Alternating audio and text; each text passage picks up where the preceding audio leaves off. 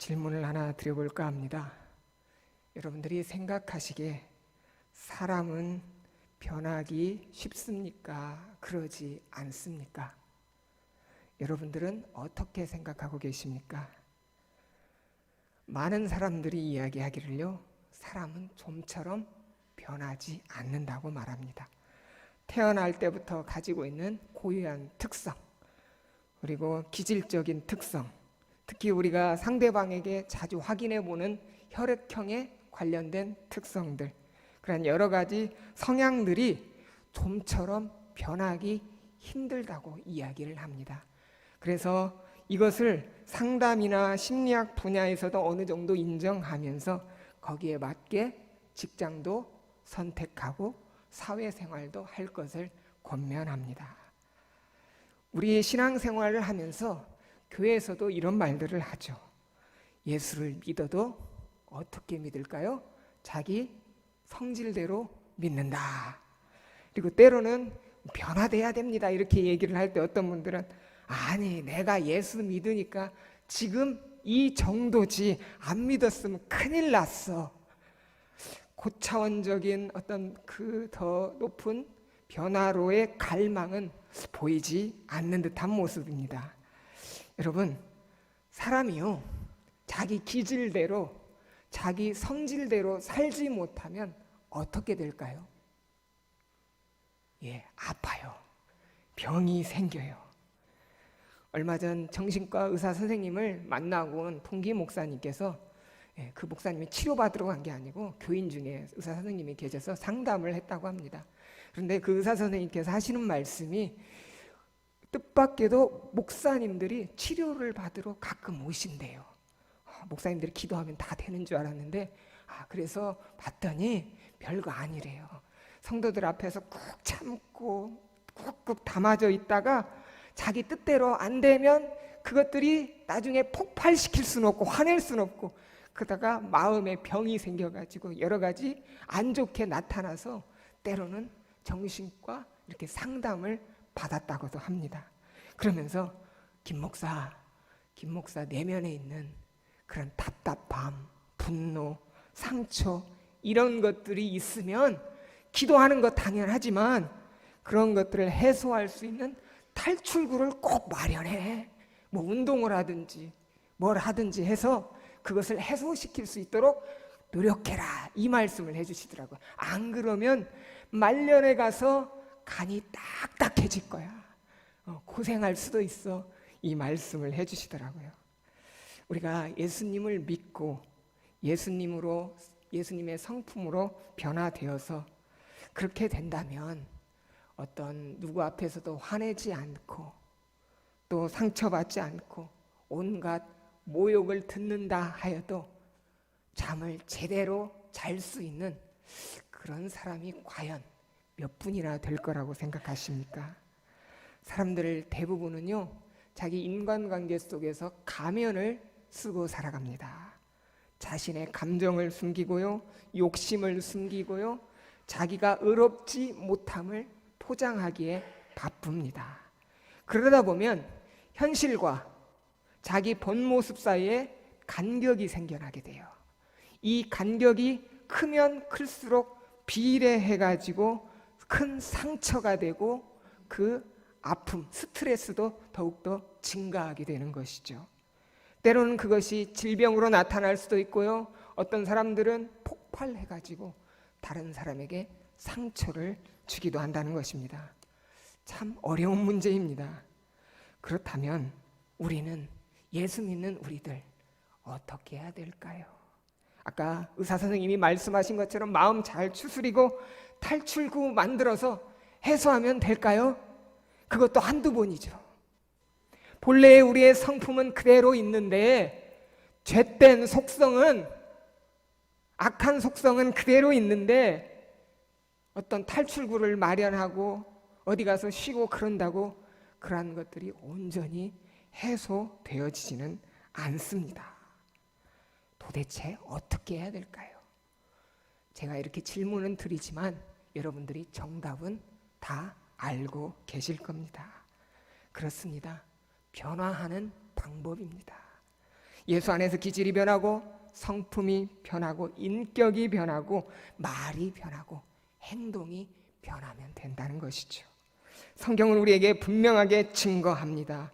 고린도후서 5장 17절에 그런즉 누구든지 그리스도 안에 있으면 새로운 피조물이라 이전 것은 지나갔으니 보라 새 것이 되었도다.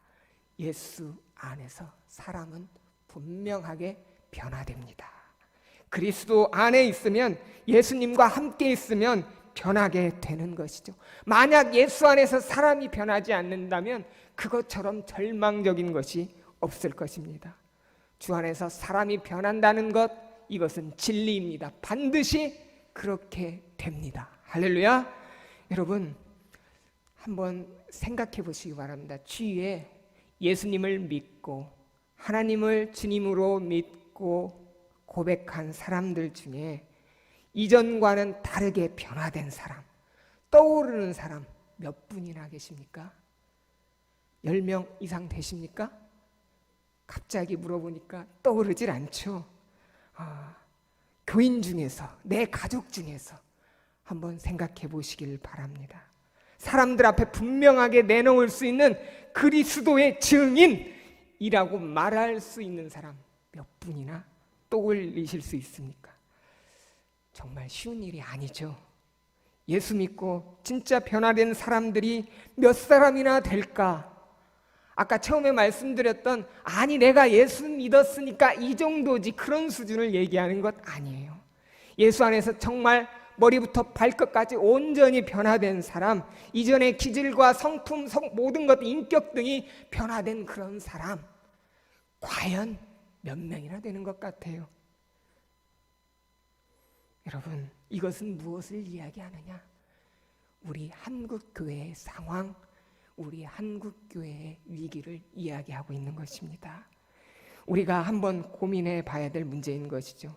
여러분, 예수 믿으면 세상이 바뀔까요? 여러분은 어떻게 생각하십니까?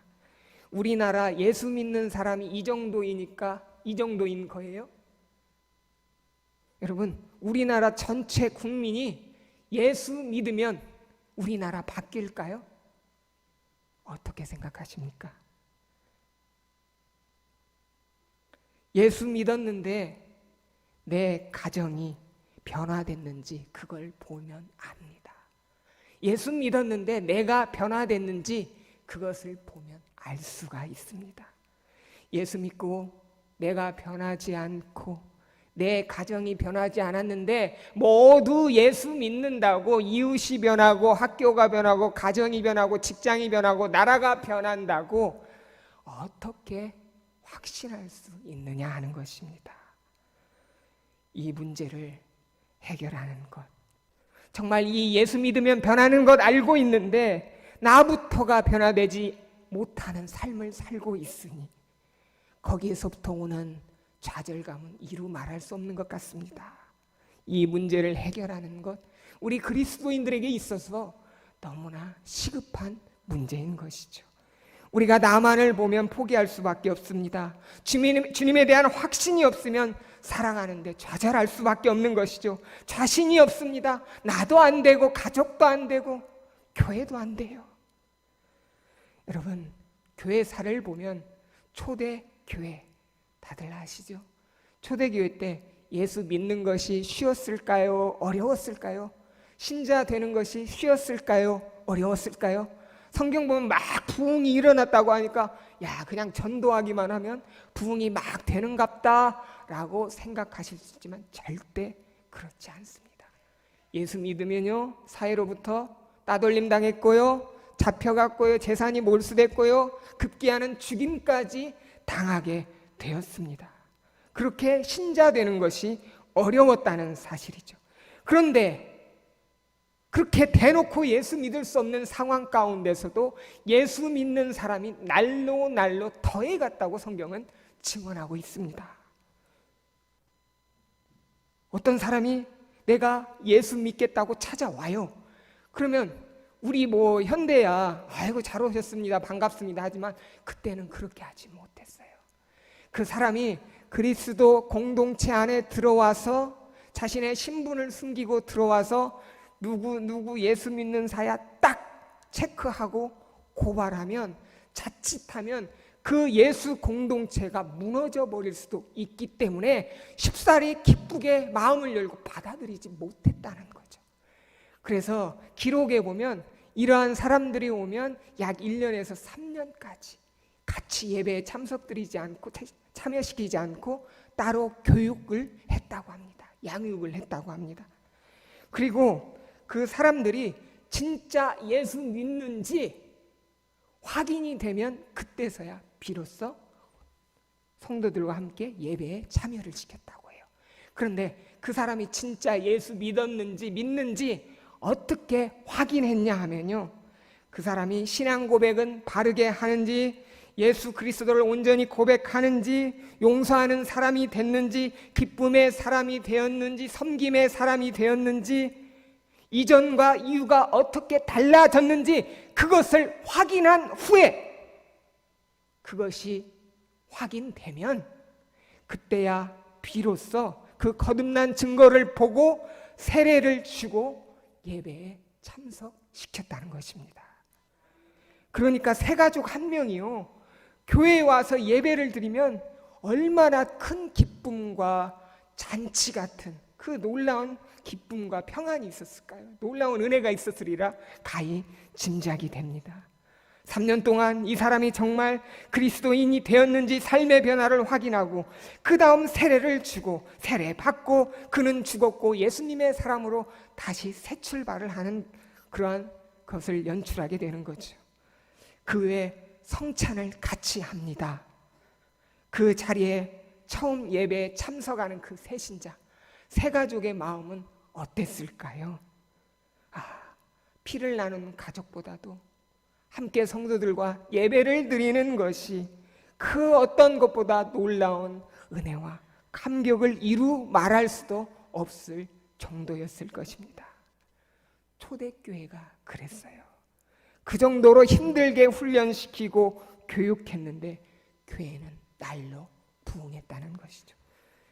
예수 믿을 수 없을 것 같은 그러한 조건에서도 부흥이 일어난 것입니다. 만약 지금 우리가 살고 있는 이 현대에서 한 교인이 와서 저 예수 믿고 싶어요 라고 얘기한다면 이 초대교회처럼 이 사람 신천지일지도 몰라, 여호와 증인일지도 몰라 하고 딱 따로 분리시켜가지고 한 1년이나 3년 정도 교육시키고 다 됐습니다. 그리고 삶의 변화까지 확인한 후에 예배에 참석시킨다면 아마 남을 사람이 얼마나 될까요? 아마 많이 도망갈 것입니다. 초대교회가 그렇게 될 수 있었던 것은요, 삶의 변화가 사람들의 마음을 움직였기 때문입니다.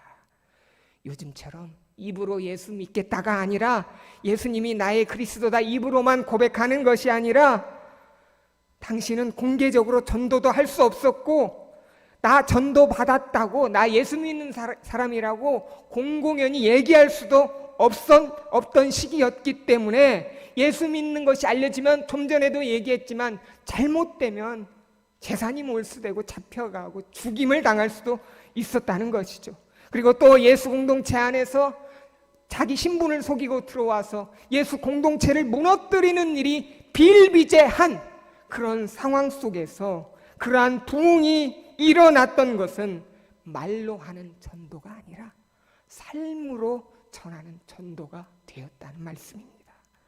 예수 믿고 변화된 삶을 보여줌으로써 직접적으로 예수 믿으세요, 예수 믿으세요 말하지 않아도 예수 믿는 사람들의 진실함, 그 사랑, 그 매력에 이끌려서 사람들이 몰려오게 됐다는 것입니다.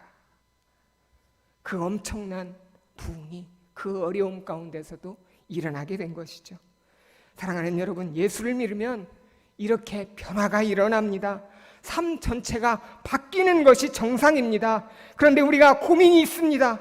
그러한 고민이, 정말 그러한 변화가 내 안에 정말 이루어질 수 있느냐 하는 것이죠. 그렇습니다.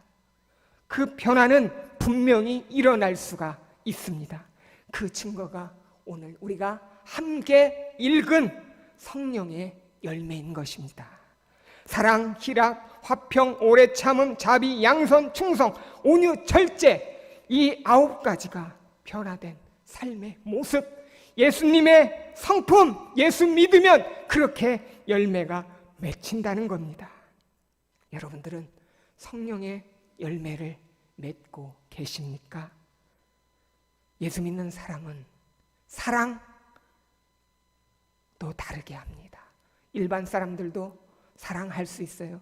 그러나 예수 믿는 사람은 원수도 사랑합니다. 기쁨, 예수 믿지 않는 사람들도 기뻐할 수도 있어요. 그러나 예수 믿는 사람은 고난 중에도 기뻐합니다. 그리고 항상 기뻐할 수 있는 것이 예수 믿는 사람들입니다. 오래 참음, 안 믿는 사람들도 오래 참아요. 그러나 예수 믿는 사람은 끝까지 버티고 인내합니다. 언제까지요? 예수님 오실 때까지. 그렇습니다. 우리 안에 변화, 일어나는 이러한 변화는 어찌 보면 사람이 할 수 없는 변화 같습니다. 야, 당신의 모습을 보니까 정말 하나님이 살아 계시는 것 같아. 나의 가족들, 친지들, 나의 남편, 자녀들이 나를 바라보면서 당신을 보니 하나님이 계시는 것 같아. 나도 한번 당신이 다니는 교회 나가보고 싶네. 혹시 이러한 고백을 들어보신 일 있으십니까? 우리는 이러한 것 때문에 때로 좌절할 때가 많이 있습니다. 내가 변화할 수 있을까? 아니, 달라지고는 싶은데 마음대로 안 된다는 것이죠. 예수 믿는 사람으로서 변화된 삶을 살아야 된다. 이거 모르는 사람 있습니까? 다 노력해 보셨을 거예요. 하지만 다시 돌아가 보면 예전의 모습 가운데 다시 똑같은 죄를 범하면서 아버지 주여 불쌍히 여겨 주시옵소서, 저는 이것밖에 안 되는가 봅니다 라고 그러한 기도만 반복하고 있는지도 모릅니다. 그리고 어떤 사람들은 예수 믿는 데 있어서 삶의 변화가 꼭 필요합니까? 삶의 변화는 어렵습니다. 가장 중요한 것은 예수님이 나의 구세주인 것을 믿고 최대한 죄 안 지으려고 노력하면 되는 거 아니지 않습니까? 꼭 삶의 변화를 추구해야 됩니까? 주님이 나의 구세주인 것 믿고 그 부활 믿으면 되는 거지, 믿음으로 구원받는 거지 행위로 구원받는 것 아니지 않습니까? 여러분 과연 그럴까요? 어떤 분이 만약에 이렇게 기도한다고 칩시다. 주님이 나의 구세주이시고 나의 주님임을 온전히 믿습니다. 감사합니다. 그런데 주님, 아직은 내 삶을 주님께 온전히 드리기 어렵습니다. 당분간은 내 마음대로 살고 싶습니다. 다만 주님이 저를 위해서 십자가에서 죽으신 은혜만은 잊지 않겠습니다. 그 부활만은 잊지 않겠습니다. 이렇게 기도한다고 한다면 주님께서 내 믿음이 기도다, 과연 그러실까요? 야, 너 같은 믿음 처음 본다, 장하다 라고 그러실 리가 전혀 없으실 겁니다. 여러분, 만약 그렇게 우리가 기도한다면, 그렇게 기도하지는 않겠지만 우리의 삶의 변화가 없다면 어찌 보면 이러한 기도를 드리는 거나 마찬가지라는 사실입니다. 여러분, 삶의 변화는 우리가 구원받았느냐 그렇지 않느냐 하는 매우 중요한 요소가 됩니다. 더 구체적으로 성령의 열매를 맺는 것은 구원과 별개의 것이 아니라고 하는 것입니다. 성령의 열매 맺으면 좋지만 굳이 맺지 않아도 돼요? 아니요, 절대 아닙니다. 맺어야 되는 것입니다. 분명 성령의 열매는 구원의 조건은 아닙니다. 그러나 구원의 중요한 결과가 되기 때문입니다. 정말 예수 믿고 구원받은 자라면 당연히 그 삶 속에서 그 열매가 증거로 나타나기 마련입니다. 그러므로 성령의 열매를 맺든지 안 맺든지 상관이 없다고 넘어갈 문제가 전혀 아니라는 거죠. 주님은 분명하게 말씀하십니다. 나더러 주여 주여 하는 자마다 천국에 다 들어갈 것이 아니요 다만 하늘에 계신 내 아버지의 뜻대로 행하는 자라야 들어가리라. 그 삶의 열매가 따라와야 진정으로 예수님을 믿는 사람인 것입니다. 이러한 설교 우리가 다 공감하고 있지만 죄의 문제, 변화된 삶을 살아라, 어떠한 이러한 설교들이, 변화에 대한 설교들, 회개에 대한 설교들, 그러한 설교들이 강단에서 선포되고 나면 어떤 분들은 거부감이 들기도 합니다. 굉장히 부담감을 느끼기도 합니다. 하나님의 뜻대로 살아보려고 했는데 잘 안 돼서, 나름 열심히 신앙생활 했는데 같은 죄를 반복하며 살아요. 주님 용서해 주세요. 저는 어쩔 수 없는 사람인가 봅니다. 라고 그런 안타까움에 빠지게 됩니다. 사랑하는 성도 여러분, 왜 이렇게 변화되는 것이 힘들다고 하는 걸까요? 많은 그리스도인들이 포기하게 되는 걸까요?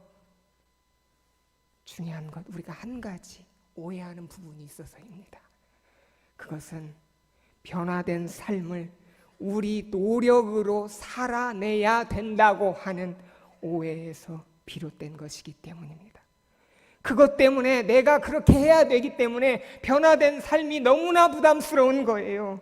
왜? 내 힘으로 해야 되는데 그게 안 되니까. 그러나 진짜 복음은 그렇게 이야기하지 않습니다. 요한복음 15장에 말씀하십니다. 나는 참 포도나무요 내 아버지는 농부라. 물은 내게 붙어 있어 열매를 맺지 아니하는 가지는 아버지께서 그것을 제거해 버리시고 무릇 열매를 맺는 가지는 더 열매를 맺게 하려 하여 그것을 깨끗하게 하시니라. 너희는 내가 일러준 말로 이미 깨끗하여 졌으니 내 안에 거하라. 나도 너희 안에 거하리라. 가지에 포도나무가 포도나무에 붙어 있지 아니하면 스스로 열매를 맺을 수 없음 같이 너희도 내 안에 있지 아니하면 그러하리라. 너희가 내게 일러준 말로 이미 깨끗하여 졌는데 내가 택해서 너희를 정하게 했는데 나의 안에 거해. 나는 농부고 열매하는 것은 주님이 하신다고 분명히 말씀하여 주시는 거예요. 하나님이 농부고 나는 가지이고 주님께서 열매 맺게 하신다고 분명히 말씀하여 주시는 겁니다. 주님이 하신대요.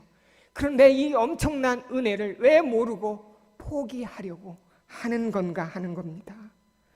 하나님께서는요, 친히 우리에게 변화된 삶을 살아내라가 아니라 우리를 변화시켜 주시는 분입니다. 속죄의 은혜도 은혜로 받았습니다. 이 변화도 은혜로 받는 겁니다. 이 얼마나 놀라운 하나님의 섭리입니까? 그래서 성령의 열매인 거예요. 말 그대로 우리의 열매가 아니에요. 내가 사랑하고 기뻐하고 내가 오래 참아야 되고 온유하고 절제해야 된다면 그게 어찌 성령의 열매가 되겠습니까? 나의 열매, 내 의의 열매, 성령의 열매가 아니라는 거죠. 자신의 의가 될 뿐입니다. 성령의 열매 분명히 말씀합니다. 성령이 맺어주시는 열매입니다. 왜 속죄의 은혜에만 머물러 살고 계십니까?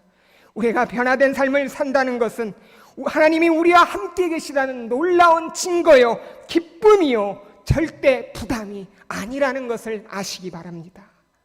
포도나무인 주님께 우리가 딱 달라붙어 있다면 열매 맺게 되는 겁니다. 저절로 이루어진다는 사실입니다. 변화될 수 있습니다. 여러분, 성도님들이 보시기에 김종화 목사 설교한 대로 살고 있는 것 같습니까? 대놓고 얘기하지는 마세요. 상처받아요. 어떤 것 같습니까? 마음속으로. 솔직히 목사인 저도 성경에 나와 있으니까 설교하지만 때로는 그 말씀대로 못 살 때도 있습니다. 여러분 이해하시죠? 김종환 목사도 사람인데 성경에 나와 있는 대로 설교는 해야겠지만 때로 못 살 수도 있어. 이해하십니까? 감사합니다. 마음이 참 넓으신 것 같아요. 예, 만약에 이게 용납이 안 되면 바로 잡고 내려가야죠.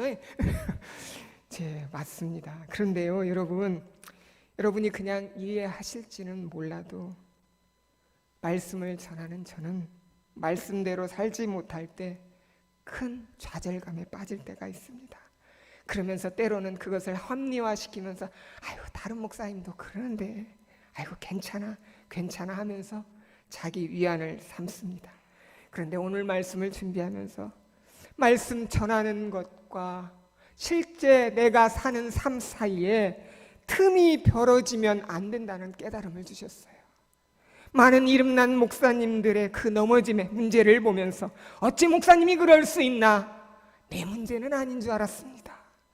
그러나 말씀을 전하는 것과 실제로 사는 삶 사이의 틈이 자꾸 벌어지다 보면 나도 언젠가 그렇게 될 수밖에 없겠구나 라는 두려운 마음이 생기게 된 것이죠. 우리도 마찬가지입니다. 그러면서 주님이 이 가운데서도 주시는 용기와 힘, 감동은 이것조차 내가 아는 것이 아니라 빛이 오면 자연히 어둠이 물러가듯이 주님 안에 있으면 자연히 변화된 삶을 살게 되고, 어찌 보면 죄 짓는 것이 죄 안 짓는 것보다 더 어렵게 되는 거구나, 이것을 여실히 깨달을 수 있게 되었습니다. 여러분, 그러면 우리는 어떻게 해야 될까요? 정답은 계속 말씀드렸습니다. 우리는 주님 안에 있으면 됩니다. 더욱더 구체적으로 말씀드리면 24시간 주님을 바라보면 됩니다. 우리 자신은 연약하기 때문에 주님 말씀대로 살 수 없지만 주님 바라보는 눈이 띄어진다면 그 삶이 안 변할 수가 없다는 것이죠. 주님이 보시는데 어떻게 내 욕심대로, 내 정욕대로, 내 죄의 습관대로 어떻게 그렇게 산다는 것입니까? 만약에 하루에 담배 10가치를 피는 골초분이 있다고 칩시다. 여기에 있다고 칩시다. 그리고 매일매일 술을 안 마시면 못 견디는 알코올 중독자가 이곳에 있다고 칩시다. 그런데 그러한 사람들조차도요, 지금 여기가 예배드리는 곳이고 다른 사람들이 보는 것을 알기 때문에 절대로 담배 피지 않습니다. 술 먹지 않아요. 할 수 있다는 거예요. 할 수 있는 힘이 우리에게 있다는 거예요. 우리가 안 하는 겁니다. 여러분, 그 눈이 띄어지길 원합니다. 하나님이 보시는데 어떻게 그렇게 할 수 있습니까? 비록 내가 약한 건 사실이지만 주님이 계시다는 것을 알고 주님 바라보는 눈을 뜨고 주님을 바라보면 내가 말씀대로 살 수 있게 되는 것입니다. 미워하는 사람이 생겼을 때 용서하시고 나를 위해서 십자가에 죽으신 주님을 바라보면서 어찌 그를 미워만 할 수 있겠어요? 물질과 재물의 욕심, 권세의 욕심이 나를 이렇게 채워갈 때 주님을 바라보면, 낮은 곳으로 임하신 주님을 바라보면 내가 어찌 욕심대로 살 수 있단 말입니까? 우리가 주님을 바라보지 않기 때문에, 주님을 바라보는 삶이 아니기 때문에 부끄러운 일도 서슴지 않는 것이 우리의 인생인 것입니다. 주님을 시시각각 바라보면 주님이 원하는 대로 우리가 조심하면서 그렇게 살 수밖에 없는 것이죠. 사랑하는 성도 여러분, 그 주님을 바라보기를 소원합니다. 예수님이 지금 나와 함께하는 것이 믿어지는 그 순간 우리의 삶은 완전히 달라지게 됩니다. 주님을 바라보는 눈이 띄어졌기 때문에 내 삶이 변화가 됩니다. 주님이 나와 함께하는 것이 믿어지니까 다시 새로운 삶으로 변화되게 되는 것입니다. 누구나 한 번쯤은 이런 기도를 해보셨을 거예요. 앞이 막막하고 주님, 나 주님이 계시다는 증거를 알고 싶은데 좀 보여주십시오. 그런 확실한 증거를 나에게 보여주십시오. 이렇게 기도한 적이 있으실 것입니다. 주님이 나와 함께 계시다는 그 증거가 정말 하나님 필요합니다. 확신을 주시옵소서. 그것만 있으면 내가 두렵지 않을 텐데, 내가 그리스도로서 온전히 설 수 있을 것 같은데 왜 그러한 기도를 하는 걸까요? 내가 확신 가운데 없어서 내가 믿지 못하는 겁니다. 그러한 가운데 주님이 우리에게 말씀하셔요. 그러한 증거를 구하지 말고 먼저 믿으라. 주님이 나와 함께 하시는 그런 증거를 끊임없이 구하다 보면 길이 열리잖아요. 되는 일이 없어요. 증거는 우리에게 완전히 주어져 있습니다. 예수 십자가의 보혈, 부활, 성령님이 내 안에 증거하심, 우리가 날마다 읽어가는 그 성경, 거기에 너무나 차고 넘치는 증거들이 명백하고 차고 넘치는데도 주님 보여주세요. 혹시 하고 있지는 않습니까? 먼저 믿을 때 하나님의 역사가 보입니다. 먼저 믿을 때 보이지 않던 것이 진정으로 보이게 되는 것입니다. 믿음으로 주님을 바라볼 때 우리의 삶도 바뀌게 되는 것이죠. 사랑하는 여러분, 주님을 바라볼 때 때로는 주님을 바라보다가 넘어질 수도 있어요. 여러 가지 이유로 포기하고 싶을 때도 있습니다. 주님 바라보는 삶을 살다가 잘 안 돼서 돌아가고 그러면 주님께서 날 보고 어떠실까? 실망하실까? 절대 그러지 않습니다. 여러분, 주님은 우리가 주님 앞에 변화된 삶을 살려고 첫걸음을 내딛는 그 순간, 그 결과보다는 여러분들의 마음을 모시고 중심을 모시고 기뻐하신다는 사실입니다. 응원해 주신다는 사실이에요. 한 가지만 기억하십시오. 내가 주님 안에 거하느냐 그렇지 않느냐, 포기하느냐 그렇지 않느냐입니다. 어린애들이, 갓난아기들이 일어서서 걸을 때 넘어지고 일어나기를 얼마나 많이 반복하는지를 모릅니다. 그런데 포기합니까? 그렇지 않죠. 어떤 애기가 엄마, 아빠, 나 자세가 안 나오네. 나는 기는 게 천성인 것 같아 라고 하면서 나는 평생 이렇게 살고 싶어 라고 하는 아기는 한 명도 없다는 것입니다. 그냥 넘어져도 또 일어나고 또 일어나고 또 일어나고. 여러분, 누가 이것을 세봤대요. 몇 번인 줄 아십니까? 약 3,000번을 넘어졌다 일어납니다. 여러분 대단한 사람들이셔요. 3,000번을 넘어졌다 일어난 분들 몇 번인들 못하시겠습니까?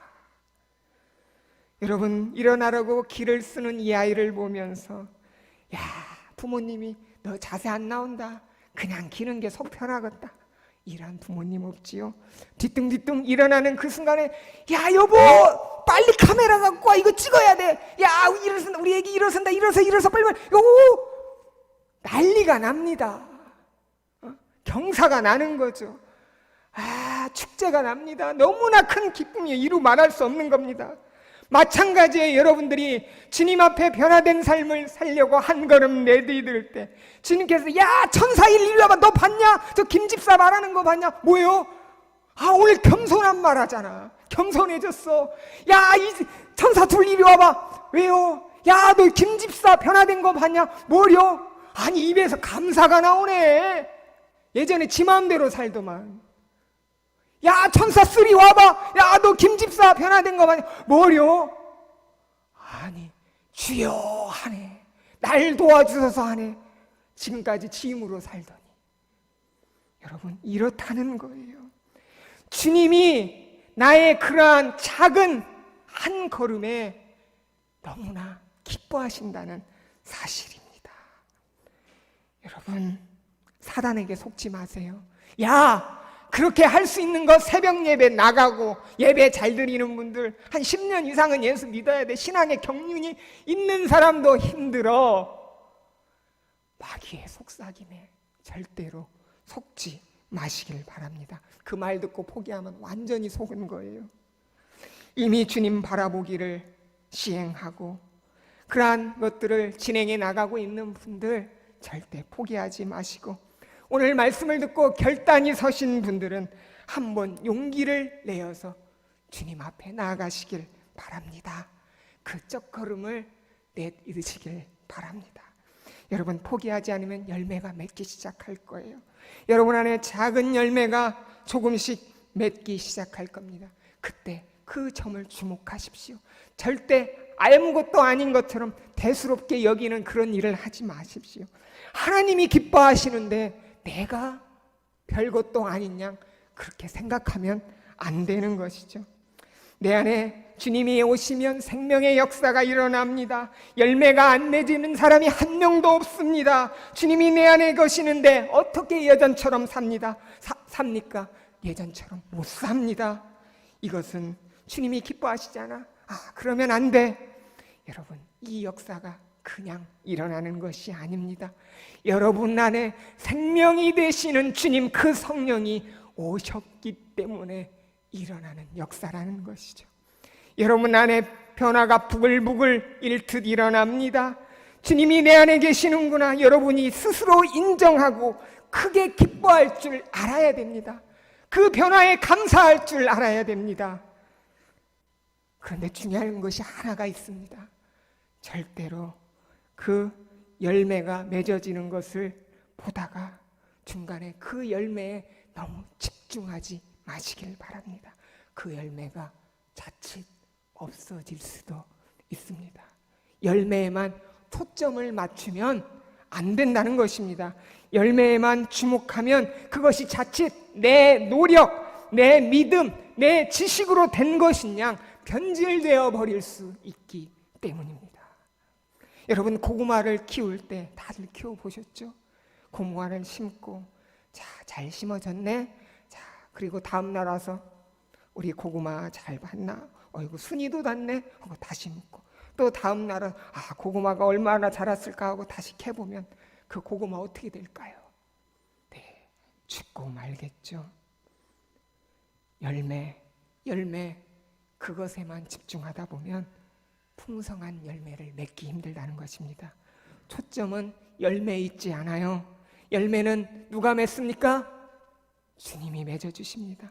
앞서 포도나무 비유처럼 주님이 맺게 하시는 겁니다. 아니, 맺어지는 것입니다. 나는 전혀 열매에 신경도 안 썼는데 돌아보니 열매가 맺혀 있는 것이죠.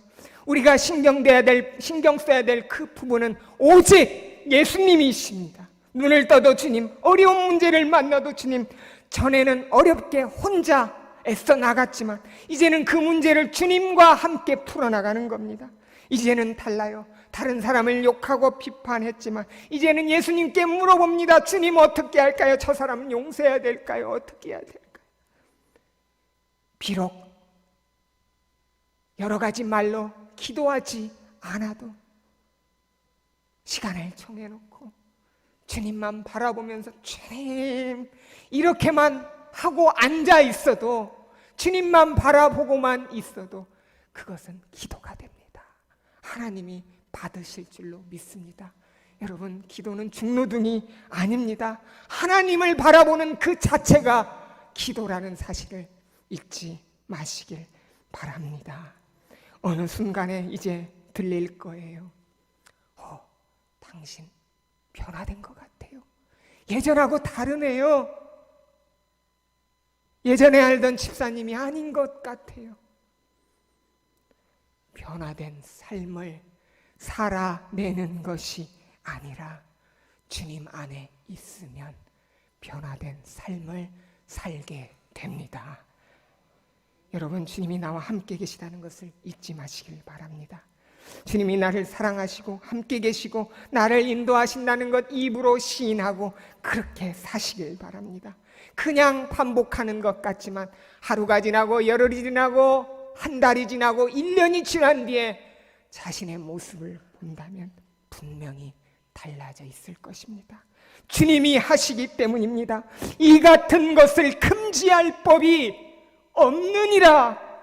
주님이 분명하게 말씀하시잖아요. 나는 예수로 죽고 이제 예수로 살면 됩니다. 주님 바라보면 됩니다. 예수 안에서 사람은 반드시 변화가 됩니다. 그 사람이 변한다는 것 우리가 어떻게 믿을 수 있나요? 내 남편이 변할 수 있다는 것, 내 자녀가 변할 수 있다는 것 어떻게 믿을 수 있나요? 남편만 보면, 자녀만 보면 절대 믿어지지 않습니다. 그러나 남편과 함께 하시는 주님, 자녀와 함께 하시는 주님을 바라볼 수 있다면 그 남편의 변화, 자녀의 변화 분명히 일어나게 되는 놀라운 변화라는 사실입니다. 성령님, 나에게 찾아와 주셔서 주님 바라보게 하여 주시옵소서. 내 가족이 주님 함께 하신다는 것을 알게 하여 주시옵소서. 성령의 충만한 열매로 주님 맺어지게 하여 주시옵소서. 이러한 간절한 소망 가운데 정말로 하나님께서 맺어주시는 성령의 놀라운 열매, 그 축복을 함께 누리시는 저와 여러분들이 되시길 주님의 이름으로 간절히 축복합니다.